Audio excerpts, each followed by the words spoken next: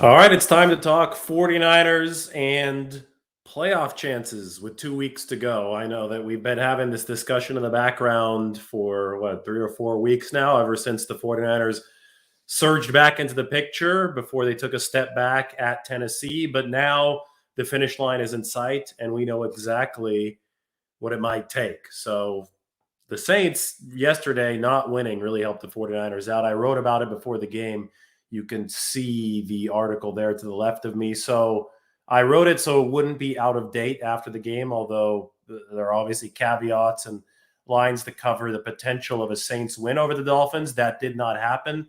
That means that the 49ers are a little bit further away from their potential nightmare scenario at the end of this game. And it also means that they currently control their own destiny as far as their playoff berth. They can, in fact, on Sunday clinch if they win and the Saints lose to the Carolina Panthers. And that was not possible until the Dolphins beat the Saints on Monday Night Football. So, as it stands right now, the 49ers have a 75% chance to make the postseason, according to 538. It would have been down to about 63% had the Saints won yesterday. So, whenever another team can play in what was it, week 16, and the game doesn't even involve you, and that can change your playoff probability, make it swing, have a 12% swing. That's a big deal. That's about as big as you'll see still this early in the season before we're even at that actual finish line for a game that didn't even involve the 49ers. But they did benefit from that swing because Ian Book threw a pick six for the Saints early on, and they were just overwhelmed by the Miami Dolphins. So what's going to be interesting is to see who plays for the Saints at quarterback moving forward against the Panthers this weekend, because if the Saints start Book again and they lose again, despite the fact that they're 7-point favorites, well, the 49ers, all they have to do is beat the Texans, and they'll be guaranteed a playoff spot. You could see the graph that I made here. This includes the schedule and the records of all the playoff contenders. Now, you have to add a loss to the Saints because I made this one yesterday. So the Saints are now 7-8. And you can cross off Miami right here. The Saints have Carolina and Atlanta remaining. The Eagles, who are also jockeying for position with the 49ers, have Washington and Dallas remaining. Now, if the 49ers beat the Texans and the Eagles lose to Washington, on top of the Saints also losing to the 49ers, will have the number 6 seed locked up.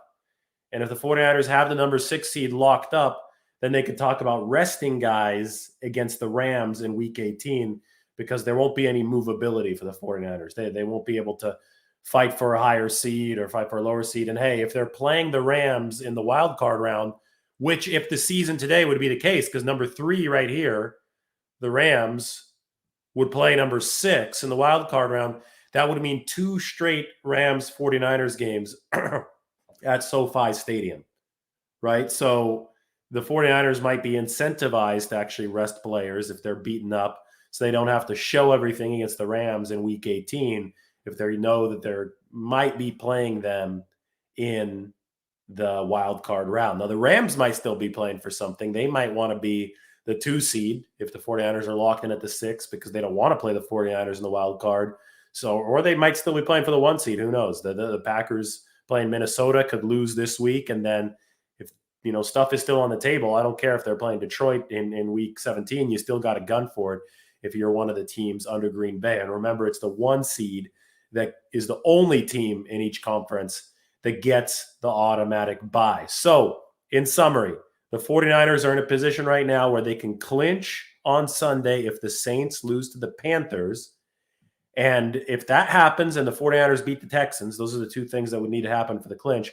If both of those things happen and the Philadelphia Eagles also lose to Washington, the 49ers can theoretically leave this coming weekend knowing for sure that they'll be number 6, which would make us talk about strategy in week 18. But there are still dangers that the 49ers face. And the biggest one is that they don't own a 2-way tiebreaker over the New Orleans Saints because they didn't play the Saints this year. And because of that, they likely wouldn't own a 3-way tiebreaker over the Eagles and Saints if it came to that. So look back at the standings and remember that the Saints are actually 7-8 right now. I'll make them bigger for you once again. The Saints at 7-8 means that their best possible record is 9-8. The Eagles at 8-7 means that their best possible record is 10-7.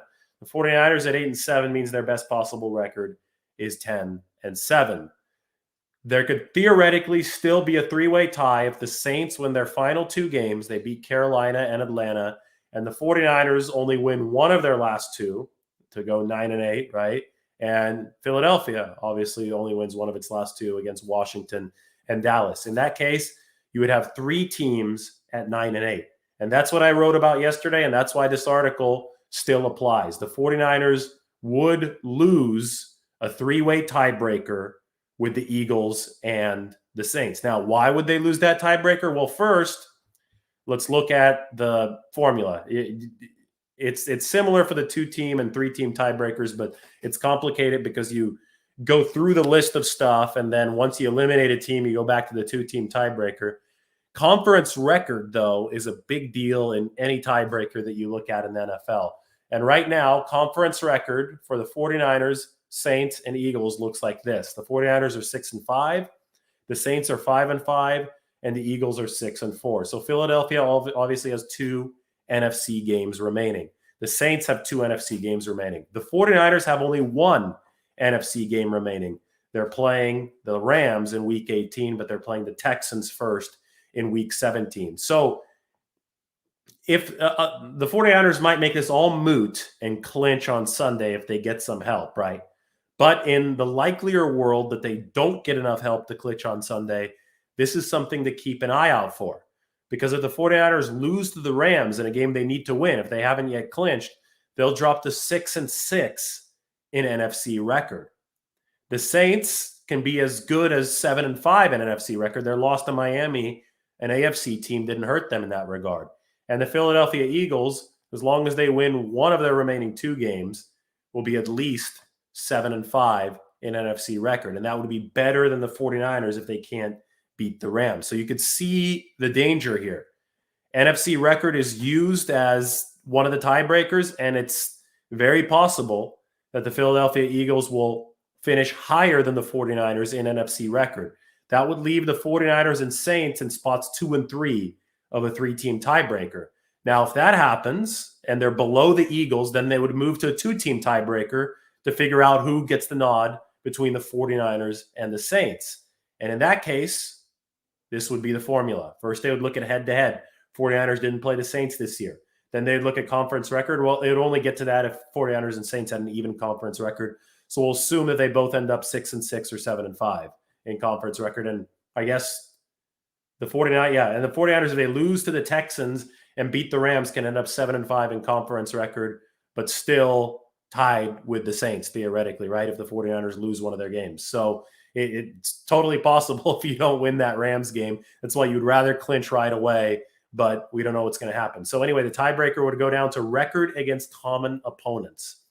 And this is where the 49ers' loss to the Tennessee Titans might still come back to bite them. The 49ers have common opponents against the New Orleans Saints that are listed right here. The Titans, the Eagles, the Packers, the Seahawks, and the Falcons are the 5 teams that both the 49ers and the Saints have played this season. And you can see it is one of the tiebreakers down the list, but we get to that point of the list if this is necessary. The 49ers are 2-4 against those 5 teams, while the Saints are currently 2-3 against them. The Saints have one game remaining. That comes against Atlanta. That's the season finale for New Orleans. So if New Orleans would have to win that, obviously, to catch the 49ers, if New Orleans does win that game, they would be 3-3 against common opponents, and they would win that tiebreaker against the 49ers. Now, if for some reason it moved to strength of victory, as it might in one of the scenarios that I outline on this map, the Saints also have a very good strength of victory this year because, remember, they've beaten really good teams and they've lost to some sketchier ones, but they've beaten Green Bay in that blowout in week 1. They beat New England early in the season, and they beat Tampa Bay twice. So New Orleans' strength of victory is one of the best that we've seen for a fringe playoff team ever. Whereas the 49ers' strength of victory, I mean, it's a 552 winning percentage of the combined winning percentage of the teams that the Saints have beaten. 49ers are only at 429. So that's just a long way of saying that all of these tiebreakers seem to favor the Saints. So the 49ers do not want to get into a situation where it comes down to them, the Saints, and the Eagles. They want to clinch now before it gets weird, because these tiebreakers can make it weird. So if you're the 49ers, all you can do is win out. But if you get help and win out right after you beat Houston, maybe it's done after this weekend. Last night had a significant impact on the 49ers playoff probabilities because it actually gave the 49ers control of their own destiny again. That's something that they lost against the Tennessee Titans. But, after that game, even if the 49ers won their final two, there was a chance that New Orleans would win out, and there was also a chance that Philadelphia would win out to create the three-way tie that would be the 49ers' nightmare. But none of those, that didn't happen, right? Because New Orleans lost to Miami. So it's now the ball's back in the 49ers' court, and they can be immune if they win out. If they win out, they will not have to face one of these tie-breaking scenarios. So that's the key right now. But that Rams game in Week 18 still looms. And, of course, Week 17 still looms, since we don't know for sure what's going to happen at the 49ers QB position.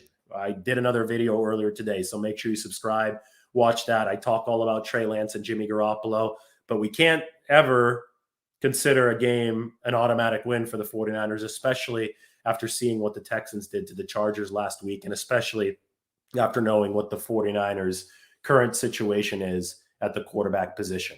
All right, time to take some questions right now. Maybe I will look at some Trey Lance, Jimmy Garoppolo questions, but I will probably want to answer playoff questions first. So let's see. Texans have an improved passing game, and the 49ers have the worst cornerbacks in the league. I mean, Davis Mills is playing really well. This is a homecoming of sorts for, he's from Georgia, Davis Mills is. So he's from the East Coast, but he played at Stanford, and he played some good football for Stanford. In fact, throughout his tenure at Stanford, it was clear that Davis Mills had the tools to be a good pro prospect. He delivered his best and most accurate game against the Chargers, and that could be trouble for the 49ers if they can't pressure him. So Davis Mills will be back, 15 minutes away from where he played his college ball, and he'll try to beat the 49ers. And I guarantee the 49ers view the Texans as much more dangerous than they did just a few days ago. This is a 4-11 team, so let's not pretend like the Houston Texans have a world-beating resume.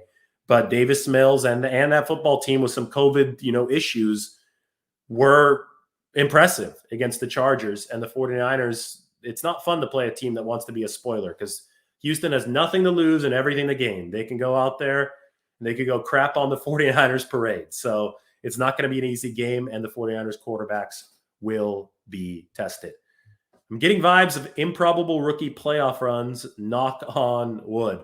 Well, I mean, the 49ers have had a young quarterback who had a lot of mobility, take the lead by storm and lead them deep into the postseason, and Colin Kaepernick. Anything is possible. Defenses might not be fully ready for what Trey Lance can unfurl, especially since he's been on the bench since week 5. So teams and opposition has been studying and preparing for Jimmy Garoppolo. Maybe Trey Lance has made a whole hell of a lot of progress in a fairly short amount of time. 3 months is not a long time in terms of quarterback development, but it might be enough for Trey Lance to have turned some sort of corner, for Kyle Shanahan to be able to combine his play calling prowess with Trey Lance's physical gifts, and the 49ers can take some teams by surprise. You never know until you actually get there, which is why it's so important for the 49ers to take care of business now and get there, and then let the playoff chips fall where they may. Maybe Jimmy Garoppolo will be back. Maybe Trey Lance is going to run the show the rest of the way. But all you want is a seat at the table. The NFL is as unpredictable as ever, rife with parity. Every single weekend, we see something crazy. Every single weekend, somebody who we thought was good really sucks, and somebody who we thought sucked is really good. So the point is that this is probably going to carry over, at least to some degree, to the playoffs. So if you're in the playoffs, you've got a shot. And here's the thing about the 49ers. They have consistently shown the ability to statistically dominate other teams. Very few teams in the NFL have shown that ability. There's a lot of 500 middling ball in the NFL, not a lot of teams who can go out there and fairly consistently put the statistical hurt on somebody, just like the 49ers did against the Titans. Now, the 49ers also have a propensity to throw those games away with giveaways, poor special teams play, lack of takeaways, all this and all that. So they're volatile. They're definitely imperfect. But the fact they have the ability to put the statistical hurt on teams shows us they have talent and that they have the ability on any given night to blow somebody out. They blew the Rams out earlier this year. You saw that happen with your own eyes. So this 49ers team is a contender. They may be a flimsy contender. They might be a volatile contender, but they're a contender. And they're especially volatile now that we don't know what's happening at the quarterback position. So you just have to go into this game with the mentality that you want to punch your playoff ticket. Maybe it takes one win. Maybe it takes two. Who knows? But all you want as the 49ers is a seat at the table. Because if you have a seat at the table, you can get hot and you could flex the muscle that you've shown you have, right? They've shown that they can put some numbers on these teams. They've shown that they can control game flow. You can do that and you can eliminate the mistakes. Anything can happen. It might not be a high chance, but it's worth the shot. And that's the position that the 49ers are in right now. Yeah, this is the same guy asking a different question. That win in Cincinnati is looking more and more impressive by the week. And I think it plays into my point, right? The 49ers went into Cincinnati, and yes, they got the benefit of some special teams miscues from the Bengals. But the 49ers are complaining about that because special teams miscues on their part have marred a lot of this season. But they were still able to hold off a hard-charging Bengals team that in that fourth quarter exploded offensively. And hey, Joe Burrow got some breaks too because the 49ers should have had a pick with Jimmy Ward, but Ambry Thomas was called for illegal hands to the face. And Azeez Al-Shire should have had a pick when the 49ers got some pressure on Burrow a little bit later in the game. Both of those picks didn't happen. One was nullified by penalty. Another was dropped. But the main point is that the 49ers did a reasonably good job neutralizing Joe Burrow and company. And they played a good game when it mattered offensively. And they got a big win in Cincinnati. And I think after you saw the Bengals and Joe Burrow throw for 525 yards and blow out the Baltimore Ravens for a second time this season, probably have a greater appreciation of what the 49ers were able to do on the road. And it's just an encapsulation of the potential that the 49ers have. Can they take a game like that, improve on it a little bit, and deliver it 3 times in the playoffs? Maybe not, but maybe yes. It's my chance, maybe yes. And that's why they want a seat at the table. I also would like to see the 49ers play the Cowboys. Would bring it back to the 1990s. I mean, let's see if I can pull up that article. Here it is. Reliving the 49ers Cowboys rivalry of the 90s. I wrote a massive piece on this. This was back on September 30th, 2020. Got to talk to Steve Young, Troy Aikman, Jimmy Johnson talked to me for this piece. I mean, it was so fun to make as a kid who grew up in the 90s. And then we got to, I mean, just look at these pictures. This Charles Haley terrorizing Steve Young, probably in 1993 or so. Carmen Policy was great in this story. Here's Emmitt Smith celebrating after the 1992 season's NFC Championship game at Candlestick. Dallas was an underdog, but they won that game.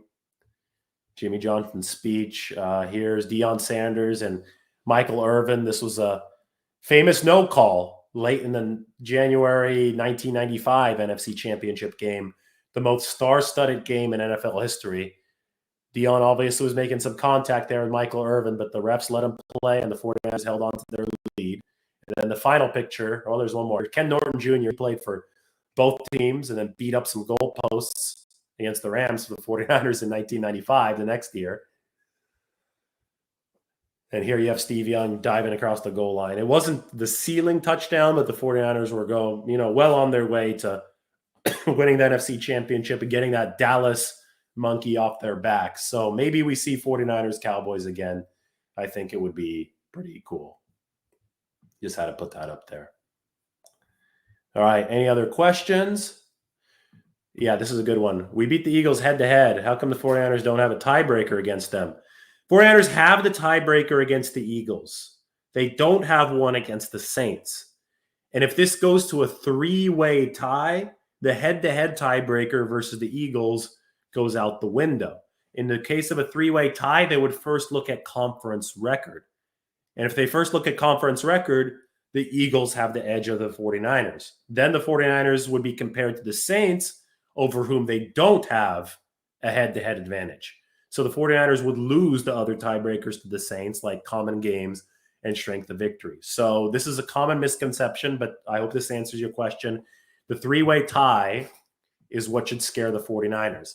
And it's technically still possible. So fasten your seatbelts. It's important for the 49ers to keep on winning.